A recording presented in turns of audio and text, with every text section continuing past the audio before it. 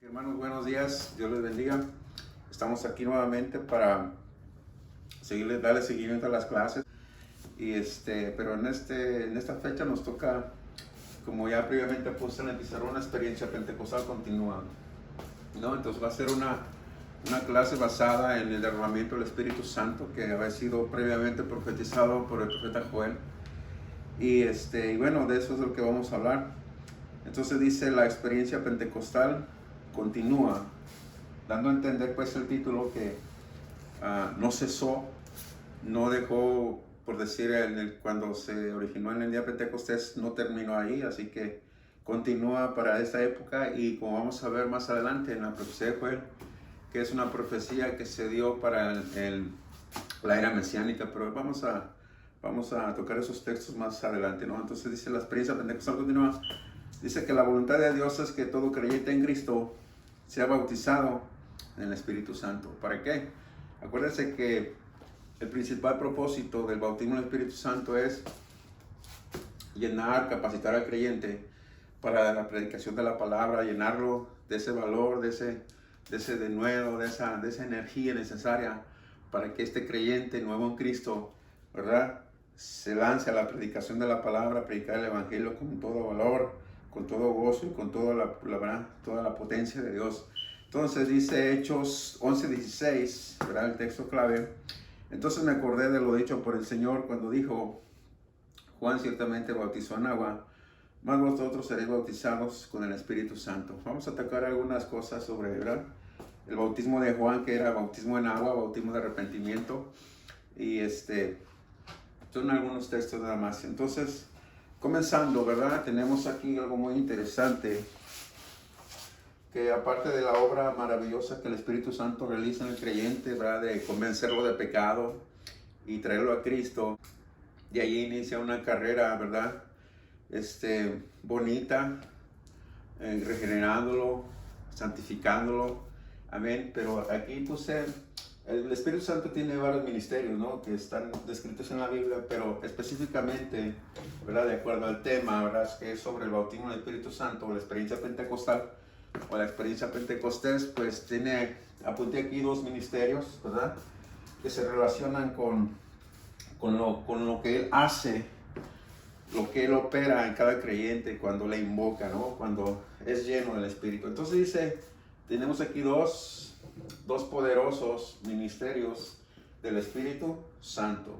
Número uno, el de formar a Cristo en el creyente. A veces son frases que da trabajo entender o conectarlas, ¿no?, porque están un poquito como, ¿verdad?, no confusas, sino una cosa es que este asunto es sobrenatural, ¿no? Es sobrenatural, y vamos a ver por qué. Entonces, la primera de ellas, el de formar a Cristo en el creyente, ¿no?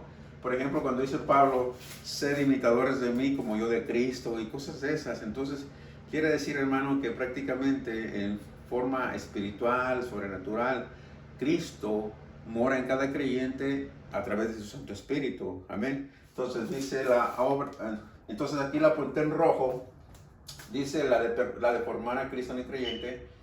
En otras palabras, la obra de regeneración. Quiere decir pues que el creyente, en el creyente habita el Espíritu Santo para regenerarlo, ¿sí, hermano? Entonces, es la frase, ¿verdad?, que después vamos a ver en Juan 14:20, yo en vosotros. Vamos a ver ese texto que está un poquito, ¿verdad?, como se dice, difícil de explicarlo a veces, ¿no?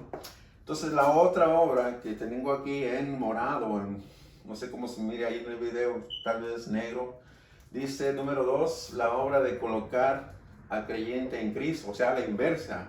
La primera dice de formar a Cristo en el creyente, pero la otra, de formar a Cristo en el creyente a través de la obra de regeneración. Aquí está, a través de la obra de regeneración, o lo que es, podríamos decir lo mismo cuando Jesús dice yo en vosotros. Entonces, pero la otra obra, la que está aquí número 2, la de colocar, como así en forma inversa, al creyente en Cristo. O sea, Dice aquí la obra de bautismo, que es lo que nos interesa para el tema de hoy. Dice la obra de bautismo que Él realiza. ¿Cuál es? El Espíritu de Dios. Entonces, y la frase, ¿verdad? Que conecta con yo en vosotros, vosotros en mí. Entonces, en Juan 14:20, vamos a leerlo para que usted entienda un poquito mejor. Que fíjese que está, hermano, está pero bien, ¿verdad? Bien misterioso, diría yo. Está misterioso, pero a la misma vez es sobrenatural. Entonces el 14:20, ¿no? Dije, fíjese lo que dice. El 20. Y en aquel día vosotros conoceréis que yo estoy en mi Padre, dice Jesús. Capítulo 14, verso 20 de Juan. En aquel día vosotros conoceréis que yo estoy en mi Padre. O sea, Cristo está en el Padre, dice, ¿verdad? Porque el Padre y Él son una sola cosa, son uno. Dice que yo estoy en mi Padre y vosotros, les dice a los discípulos, y vosotros, ustedes, en mí, ¿verdad? Y yo en vosotros, a la inversa. Yo en vosotros, ¿verdad? Y vosotros en mí. Yo en vosotros y vosotros en mí. Entonces, es aquí donde estamos, ¿no?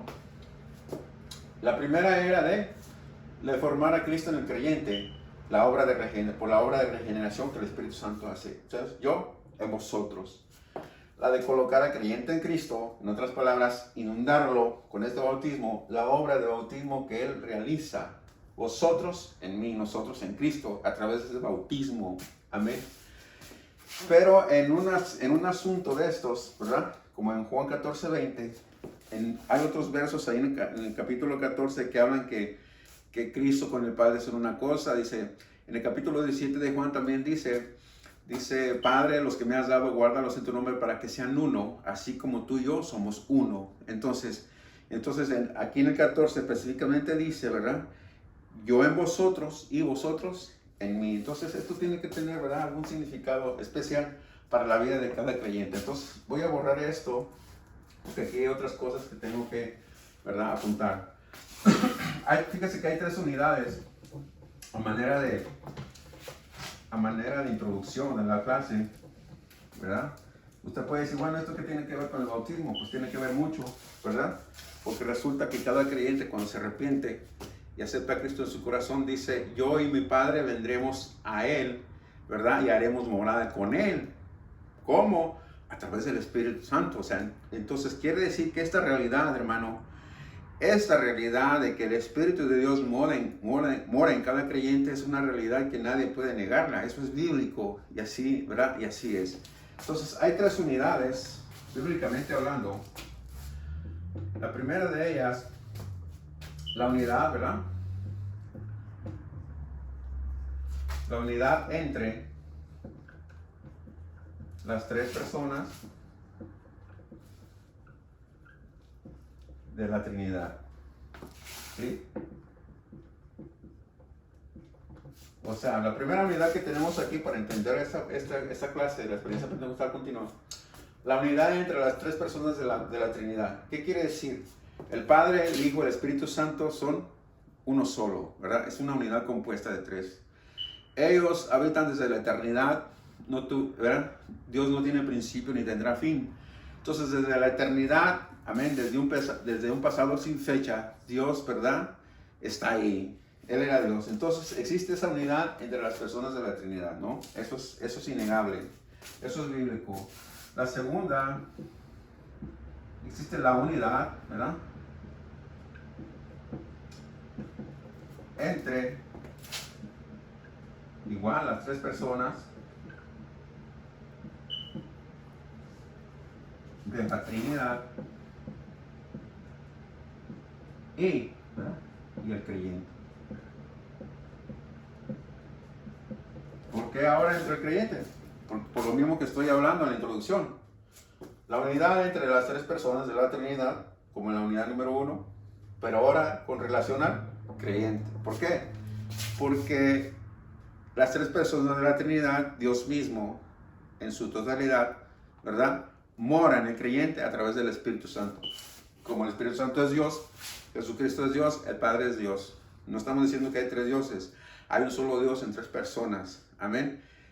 Dios se manifiesta de tres maneras: Padre, Hijo y Espíritu Santo. Pero hay otra tercera, ¿verdad?, que tiene que ver con los creyentes: la unidad entre los creyentes. ¿Por qué unidad? Porque somos un cuerpo en Cristo, somos una sola unidad. O sea, por eso Jesús dice: Padre Santo, a los que me has dado, guárdalos, ¿verdad?, para que sean uno, una unidad compuesta, ¿sí? Para que sean uno, una sola cosa. Así como tú y yo somos uno. Entonces eso es innegable, ¿no? Entonces la tercera unidad que existe bíblicamente es la unidad entre los creyentes. Aparte de eso, si queremos añadirle, dice Jesús: un nuevo mandamiento os doy, que se amen unos a otros como yo los he amado. Entonces eso es así, hermano. Pero bueno, ya basta de introducción, ¿no? Vamos a la clase entonces. Fíjense que estaba leyendo la profecía de Joel y encontré unos detalles muy interesantes, ¿no? Joel capítulo 2. Si quiere buscar en su Biblia Joel capítulo 2, pues bien puede hacerlo. Si no, pues nada más, ¿verdad? Ponga atención. Capítulo 2 de Joel, vamos a ver, está en el Antiguo Testamento, profetas menores después de Oseas. Aquí está. Joel capítulo 2 dice lo siguiente en el verso 28 a 32. Y después de esto, ahorita vamos a explicar, o voy a explicar por qué dice después de esto de qué. Algo sucedió para que pudiera haber dicho después de esto, ¿no? Y después de esto derramaré mi espíritu sobre toda carne. Y profetizarán vuestros hijos y vuestras hijas, vuestros ancianos soñarán sueños y vuestros jóvenes verán visiones. Y también sobre los siervos y sobre las siervas derramaré mi espíritu en aquellos días, ¿verdad? Está en el futuro lejano, pero también se cumple en el futuro inmediato, por así decirlo. Y daré prodigios en el cielo y en la tierra, sangre y fuego y columnas de humo. Fíjese cómo Joel, bajo inspiración divina, parece ser que está haciendo una mezcla de acontecimientos, ¿verdad? Unos que están en el futuro inmediato y otros que están en el futuro lejano, o sea, como que están entremezclados, ¿verdad?, en el horizonte. Pero dice: el sol se convertirá en tinieblas y la luna en sangre antes que venga el día grande. Escuche bien, hermano, esto es bien interesante. Antes que venga el día grande y espantoso de Jehová, y todo aquel que invocare el nombre de Jehová será salvo. Porque en el monte de Sión y en Jerusalén habrá salvación, como ha dicho Jehová, y entre el remanente al cual él habrá llamado. Volviendo a lo que les dije al principio aquí. Esta profecía es dada. Joel, por inspiración divina, abre su boca y empieza a hablar lo que Dios le está poniendo en su alma, en su espíritu. Pero antes de que él empiece a decir que Dios derramaría en su Espíritu Santo sobre toda carne, dice: y después de esto, ¿qué sucedió antes de que él dijera eso? Cuando empezamos el capítulo 2, habla sobre un día que Dios tiene determinado para juicio de los impíos, de los inconversos. En la parte media del capítulo 2 habla sobre que Dios va a restaurar todo lo que se perdió, ¿verdad?, de las cosechas, de todos los frutos de la tierra, de los animales.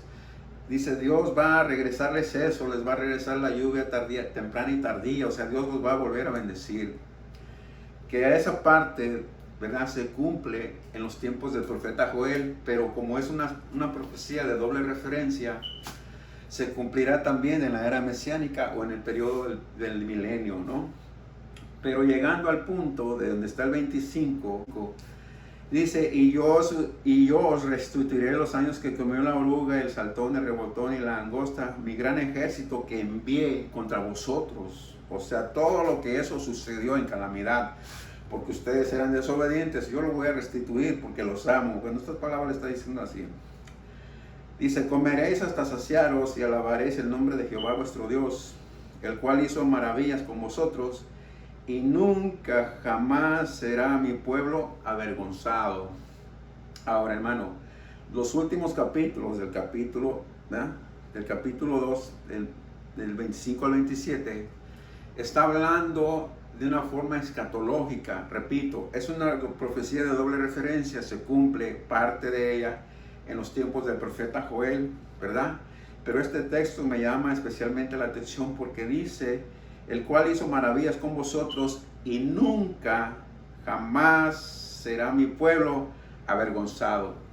Estas palabras no se han cumplido en ningún momento de la historia, excepto que tendrán cumplimiento en la era mesiánica o en el periodo del milenio terrenal aquí en la tierra. Entonces, después dice, y conoceréis que en medio de Israel estoy yo, y que yo soy Jehová vuestro Dios, y no hay otro. Y mi pueblo nunca jamás será avergonzado. ¿Se escucha bien, hermano? Mi pueblo nunca más será avergonzado. ¿Por qué? Porque van a poseer la tierra que originalmente les dio desde el Negev, ¿verdad?, hasta frontera desde Egipto, ¿verdad?, que es el Negev, hasta allá por el territorio que es Irak. Todo ese territorio es de ellos, lo van a poseer en ese tiempo.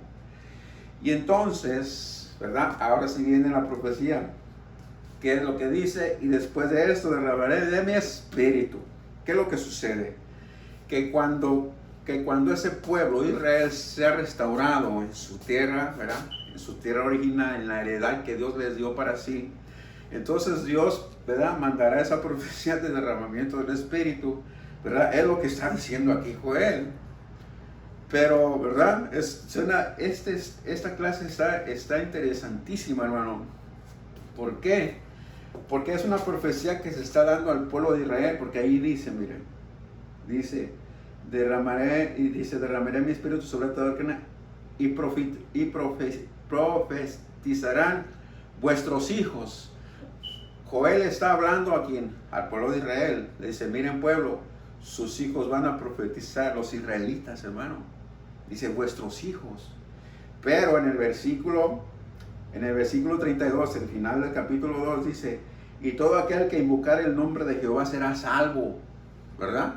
Dice, entonces, eso lo vamos a guardar para más o menos más adelante. Entonces, esto está interesante. Entonces, la pregunta del millón: si esta profecía es dada al pueblo de Israel y, ¿verdad?, que está guardada para un tiempo escatológico, lo material se cumplió parte, ¿verdad? Dios trajo la bendición sobre ese pueblo en los días del profeta Joel, pero como repito, es una profecía de doble referencia. Tiene cumplimiento en el futuro inmediato y tiene cumplimiento también, o lo tendrá en el futuro lejano, que es para el tiempo del fin. ¿Por qué? Porque en el versículo 30 dice, y daré prodigios en el cielo y en la tierra, sangre y fuego y columnas de humo. Esto no se ha cumplido y va acompañado precisamente con el derramamiento del Espíritu Santo. Entonces, ¿qué sucede aquí? Dice el 31, el sol se convertirá en tinieblas y la luna en sangre, antes que venga el día grande y espantoso de Jehová. Entonces, ese derramamiento del Espíritu, ¿verdad?, está acompañado de todas esas señales en el futuro. Entonces, repito, la pregunta del millón: si tiene cumplimiento en el futuro para ese pueblo, ¿cómo fue que tuvo cumplimiento en los días de la iglesia primitiva, en el día de Pentecostés? Pues vamos a investigarlo. Amén. Vamos a investigarlo. Vamos a Pedro, ¿verdad? Pedro es el que dice todas las cosas. Hechos capítulo 2. Todavía estamos en la introducción, hermano. No hemos tocado ninguno de los textos, ¿verdad?, de la clase en sí. Capítulo 2. Ya después, ¿verdad?, de que están en el aposento alto, ¿verdad?, 120 de la nación judía, judíos por nacimiento, fueron investidos de poder. Ya sabe usted la experiencia que tuvieron, pero los extranjeros que han venido a los países del norte, ¿verdad?, a ese tiempo, a celebrar precisamente la fiesta de Pentecostés, que se celebraba 50 días después de la Pascua, acuérdense bien. Pues allí había de diferentes nacionalidades, ¿verdad? Había judíos de sangre israelita que habían nacido en países extranjeros y estaban ahí. Había también extranjeros que no eran, ¿verdad? Que no eran judíos, pero había de todo. Entonces, pero la atención les llamó a ellos y entonces dicen, ¿cómo es que estos galileos están hablando de nuestro lenguaje? Eso era maravilloso, nunca se había visto, ¿verdad? Pero entonces Pedro se levanta, dice el 2:14. Entonces Pedro, poniéndose en pie con los 11, ¿verdad? Alzó la voz y les habló diciendo, dice que alzó la voz, quiere decir que empezó a hablar fuerte, ¿no? Varones judíos y todos los que habitáis en Jerusalén, esto sea notorio y oíd mis palabras, porque estos no están ebrios como vosotros suponéis, puesto que es la hora tercera del día, ¿verdad? O sea, a las 9 de la mañana. No era para que alguien anduviera todo ya borracho, ¿verdad? Ebrio. Mas esto es lo dicho por el profeta Joel. Esto está interesante, porque dice más, esto es lo dicho. ¿Por qué? Por el profeta Joel. Tómale atención a esto, hermano. Más esto es lo dicho. Esto aquí. O sea, Joel lo dijo en el pasado. Fíjese bien. Mas esto es lo dicho por el profeta Joel. Si hubiera dicho, en vez de que el texto dijera, mas esto lo dicho por el profeta, si dijera, más esto es el cumplimiento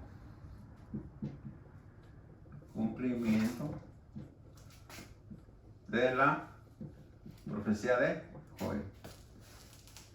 ¿Ve algo diferente ahí? El texto dice, el original, ¿verdad? Esto acá yo lo estoy contraponiendo porque vamos a analizar qué es lo que, ¿verdad? ¿Qué es lo que pasa? Dice Pedro, más esto, ¿cuál es esto? Lo que acaba de suceder, del derramamiento del Espíritu Santo, todo aquel barullo, todo aquel ¿verdad? Alboroto que se estaba dando. Y dice más esto, lo que está ocurriendo, experiencia pentecostal, es lo dicho por el profeta Joel.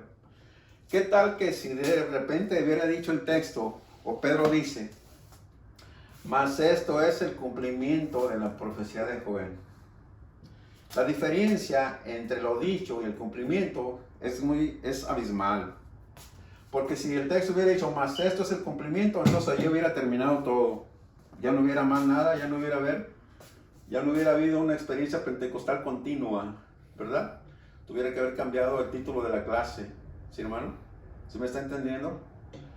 O sea, esto es algo de lo que se está cumpliendo. Ese derramamiento total está ocurriendo en esta época. ¿Por qué? Por la misericordia de Dios. Porque el texto de Joel al último dice, y todo aquel que invoque el nombre de Jehová será salvo. Lo que quiere decir, hermano, que toda persona que invoque el nombre de Dios, Dios la bendice. Dios está sobre de él. Todo aquel que se arrepiente y acepta a Cristo como su Salvador, invoca el nombre del Señor con su corazón, lo cree en su alma, en su espíritu, en su corazón, Dios lo llena con su Santo Espíritu. Entonces, más esto es lo dicho. O sea, ¿saben qué? Joel lo dijo que esto era una profecía que se iba a cumplir. Pero, ¿verdad? No es de que más esto es el cumplimiento. O sea, aquí sí ocurrió en el día de Pentecostés y ahí terminó todo, ya no se cumplió para la posteridad. No. Simplemente Pedro está dicho, esto lo mencionó Joel, sencillamente así. Joel lo mencionó, entonces eso es de Dios. Entonces, ¿no? La segunda frase de abajo no vale, ¿verdad? O sea, que eso ocurrió, se cumplió ahí y ya no ocurrió nada. No. Eso simplemente Joel lo anunció que iba a suceder. Amén. Entonces seguimos, ¿no? Fíjese lo que dice. Perdón. Dice, porque estos, dice, Y en los postreros días, dice Dios, ¿verdad? Ahora bien, esta palabra que Pedro introduce, en los postreros días. Postreros días, ¿verdad? Como es una profecía que se dio en el antiguo tiempo, ¿verdad? En el tiempo de los reyes, ¿verdad? Dicen los postreros días, póngale atención a eso. Dice, entonces Pedro poniéndose en pie con 11, alzó la voz y les habló diciendo, varones judíos y todos que habitáis en Jerusalén, esto sea notorio, oíd mis palabras, porque estos no están ebrios como vosotros suponéis, puesto que es la hora tercera del día, 9 de la mañana. Mas esto es lo dicho por el profeta Joel. Y en los postreros, ¿qué? Días. Esta frase, en los postreros días, no la menciona Joel. Esa es añadida por Pedro bajo la dirección del Espíritu Santo. Eso es interesante, hermano. Pedro la está añadiendo con él. Joel no la dijo.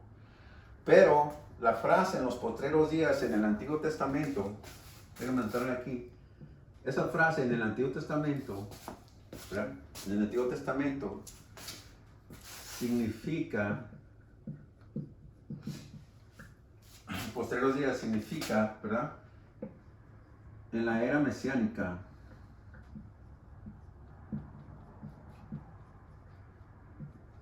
del reino. Entonces, esa frase que Pedro está introduciendo por dirección del Espíritu Santo, ¿verdad? En los postreros días, esta frase, ¿verdad? Para los del Antiguo Testamento significa, ¿verdad? Era colocada en la era mesiánica del reino, o sea, para el tiempo del milenio. Pero Pablo en sus cartas habla también, por ejemplo, en los postreros días vendrán burladores, amantes de sí mismos, que prohibirán casarse ¿verdad? y abstenerse de alimentos que Dios creó y cosas así. Pero entonces, en la doctrina de Pablo, esa frase de los postreros días significa, vamos a poner aquí,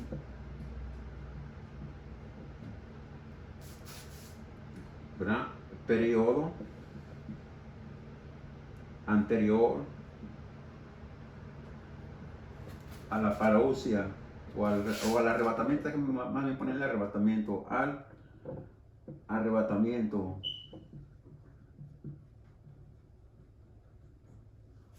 O sea, ya tenemos dos significados de la misma frase. En los postreros días, por el Antiguo Testamento, significaban la era mesiánica del reino, ¿verdad? Pero en la doctrina de Pablo, ¿verdad? Significa el periodo de tiempo en los días anteriores al arrebatamiento. Esos son los postreros, o sea, estos que estamos viviendo precisamente. Amén. Pero entonces, ¿verdad? En la Biblia también en los postreros días, esa frase significa pues también en un futuro lejano, hermano. Entonces tenemos aquí que Pedro, por inspiración divina, por dirección del Espíritu Santo, dice, y en los postreros días, esa frase Joel no la incluyó, la está incluyendo Pedro por dirección divina. Dice, y en los postreros días, dice Dios, derramaré de mi espíritu sobre toda carne, y vuestros hijos y vuestras hijas profetizarán, y vuestros jóvenes verán visiones.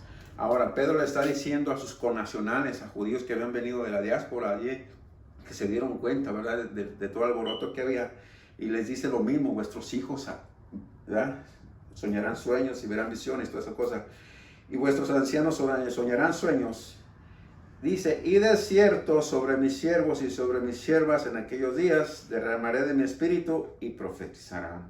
Ahora, hermano, volviendo a la profecía de Joel, si esta profecía está destinada en el tiempo de la era milenial, ¿verdad? Cuando Israel sea restaurado, ¿verdad? E Israel participará de este derramamiento del Espíritu Santo. ¿Cómo fue que entonces, ¿verdad? Desde el día de Pentecostés también fue dado ese derramamiento del Espíritu Santo para la iglesia? Eso es maravilloso. Eso es maravilloso. Que Dios haya tomado esa profecía que estaba para el tiempo, ¿verdad?, de la restauración de Israel, y la haya colocado en los creyentes del Nuevo Testamento entre los gentiles. Eso es una maravilla, hermano. Entonces, gloria al Señor. Dice, ¿verdad?, la segunda parte, Dice, y daré prodigios arriba en el cielo. Se fija, Pedro también está repitiendo lo mismo que Joel. Y daré prodigios arriba en el cielo y señales abajo de la tierra. ¿Cuándo se ha cumplido eso? Nunca, hermano, está en el futuro. Estoy dando a entender que tenemos razón en el título de la clase. La experiencia pentecostal continúa. Amén. Entonces dice, el sol se convertirá en tinieblas y la luna en sangre antes que venga el día del Señor grande y manifiesto. Falta tiempo, ¿verdad?, para explicar todas estas cosas porque es para el tiempo del fin.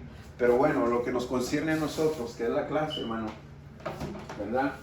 Tenemos aquí, gloria al Señor. Entonces, espero que tengan un poquito de, ¿verdad?, hayan agarrado la idea, ¿verdad?, de lo que tratamos de decir. Esa profecía fue dada, ¿verdad?, pero Dios en su misericordia la derramó también sobre la iglesia. El cumplimiento de esa profecía está sobre la iglesia también. La prueba de ello es lo siguiente. Dice la lectura en Hechos 8:14, ¿verdad? Dice, cuando los apóstoles que estaban en Jerusalén oyeron que Samaria había recibido la palabra de Dios, enviaron allá a Pedro y a Juan. ¿Qué es lo que sucede? Me voy a ir bien rápido. Felipe fue a predicar a la región de Samaria. Acuérdense que Jesús predicó a la samaritana y esta fue una portadora del evangelio en esa área. Amén. Así que entonces es probable que cuando Felipe fue y predicó el evangelio, ¿verdad?, entonces ya había mucha gente dispuesta porque no había pasado mucho tiempo, ¿verdad?, de ese acontecimiento de Jesús con la samaritana. Entonces como que estaba fresquecita la cosa y recibieron con agrado el evangelio. Pero dice que Pedro y Juan fueron a Samaria y entonces dice, los cuales habiendo venido oraron por ellos para que recibiesen el Espíritu Santo. ¿Qué es lo que sucedió? La región de Samaria aceptó el evangelio. Después se dieron cuenta que, ¿verdad?, que entre los gentiles se estaba dando esa maravilla y fueron, ¿verdad?, y oraron por ellos y recibieron el Espíritu Santo, el bautismo, el don del Espíritu. El 16 dice, porque aún no había descendido sobre ninguno de ellos, ¿se fija?, sino que solamente habían sido bautizados en el nombre de Jesús, ¿verdad? Solamente habían sido bautizados en agua. El 17 dice, entonces les imponían las manos y recibían el Espíritu Santo. Amén. Esta regla no es una regla general que si no te ponen las manos no recibes nada. Vemos, por ejemplo, en la casa de Cornelio, ¿qué sucedió en la casa de ese oficial romano que era, ¿verdad?, un centurión de la compañía llamada la Italiana, ¿verdad? ¿Qué sucede? Simplemente Pedro estaba hablando de la palabra de Dios y de repente, ¡pum!, cayó el Espíritu Santo, no hubo necesidad de tocar a nadie, ¿no? Entonces les imponían las manos y recibían el Espíritu Santo. 10, nos brincamos al 10:44 sobre el mismo tema. Dice 10:44 de Hechos, mientras aún hablaba Pedro estas palabras, el Espíritu Santo cayó sobre todos los que oían el discurso en la casa de Cornelio, del centurión romano, ¿verdad?, este oficial. Lo importante de este oficial es que era temeroso de Dios, hermano, ¿verdad?, e invocaba el nombre de Dios y era ¿verdad?, era un ejemplo para la comunidad. En el 10:45 dice, ¿verdad?, se salta a el 10:45, estábamos leyendo, 10:45 dice, y los fieles de la circuncisión que habían venido con Pedro se quedaron atónitos, escuche bien, y los fieles de la circuncisión que habían venido con Pedro se quedaron atónitos de que también sobre los gentiles se derramase el don del Espíritu. ¿Se fija, hermano? ¿Por qué dice que, y los fieles de la circuncisión, un grupo de judíos cristianos, ¿verdad?, que habían venido con Pedro desde Jope a la casa de Cornelio, se quedaron, ¿verdad?, con el ojo cuadrado y dijeron, bueno, ¿cómo es posible que también sobre los gentiles es derramado el Espíritu Santo? Pues eso era una realidad, hermano. ¿Por qué? Porque todo hombre que invoca el nombre del Señor será salvo y Dios derramará de su Espíritu sobre él. Amén. Entonces dice, los de la circuncisión, ¿por qué es la circuncisión? Era un grupo de judíos cristianos, ¿verdad? Acuérdense que Pablo fue enviado a la incircuncisión, o sea, a predicar a los gentiles. Y Pedro fue enviado a predicar a la circuncisión, a los judíos. Entonces, por eso dice, y los de la circuncisión, ¿no? Entonces, el 47 dice, pero es 46. Porque los oían que hablaban en lenguas y que magnificaban a Dios. La prueba inicial o la prueba evidente o prueba visual de que una persona ha sido bautizada con el Espíritu Santo es que habla otro idioma, habla en otras lenguas que no entiende, que no hablaba. Amén. Esa es la evidencia. 47. Entonces respondió Pedro, 10:47. Entonces respondió Pedro, ¿puede acaso alguno impedir el agua para que no sean bautizados estos que han recibido el Espíritu Santo, también como nosotros. Aquí hay algo también interesante. Resulta que en el mover del Espíritu Santo del libro de los Hechos, primeramente recibían el don del Espíritu Santo, eran bautizados con el Espíritu Santo, y después los discípulos los bautizaban en agua, o sucedía al revés, como en el área de Samaria. Ya habían sido bautizados en el nombre de Jesús, pero luego fueron Juan y Pedro y les impusieron las manos, ¿sí? Y recibieron el don del Espíritu Santo, o sea, el bautismo. ¿Verdad?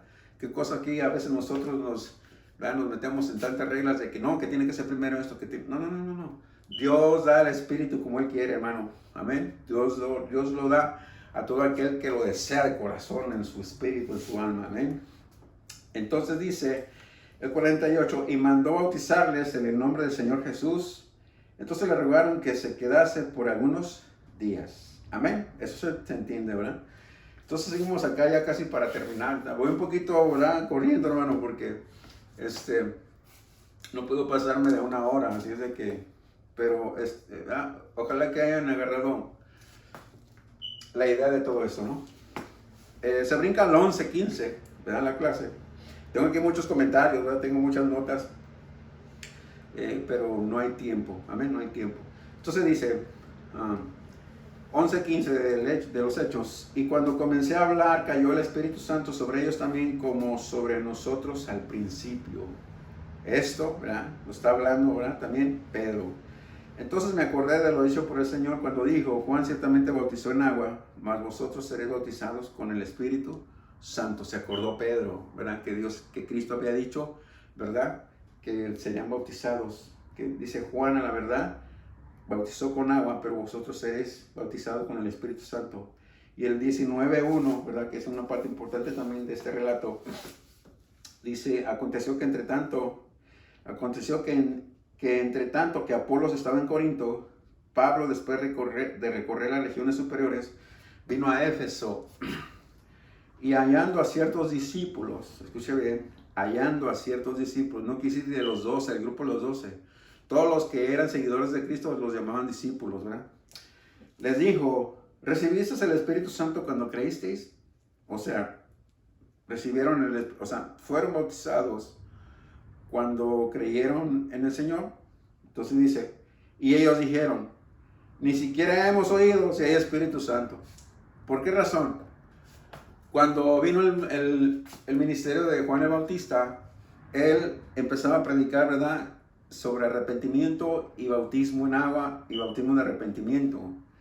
Entonces en las regiones donde Juan predicó, es probable que esas gentes hayan escuchado todo eso, pero hasta ahí se quedaron. O sea, ya después, porque Juan hablaba de que tras de él venía uno que bautizaría con Espíritu Santo y fuego, pero ellos, de esas regiones donde Juan predicó, ya muchos de ellos ya no supieron de que apareció el Mesías, ¿verdad? Y que había un gran movimiento en la iglesia primitiva y cosas así. Entonces ya se quedaron en la nada. Por eso les está diciendo, ¿verdad?, Pablo, recibiste el Espíritu Santo cuando creíste. Entonces dice, ni siquiera sabemos si hay Espíritu Santo. Entonces dijo, ¿en qué pues fuiste bautizados? Ellos dijeron, en el bautismo de Juan. O sea, no conocían nada. No, simplemente habían sido bautizados, pero en el bautismo de agua, que era bautismo de arrepentimiento, y hasta ahí se habían quedado. No tenían ningún conocimiento de lo que sucedió después, ¿no?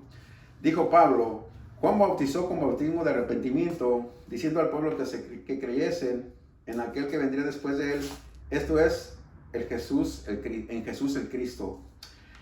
Cuando oyeron esto, fueron bautizados en el nombre del Señor Jesús, ¿verdad? Fíjese, cuando oyeron esto, fueron bautizados en el nombre del Señor Jesús, que fueron bautizados con agua, pero después fíjese lo que sucede acá.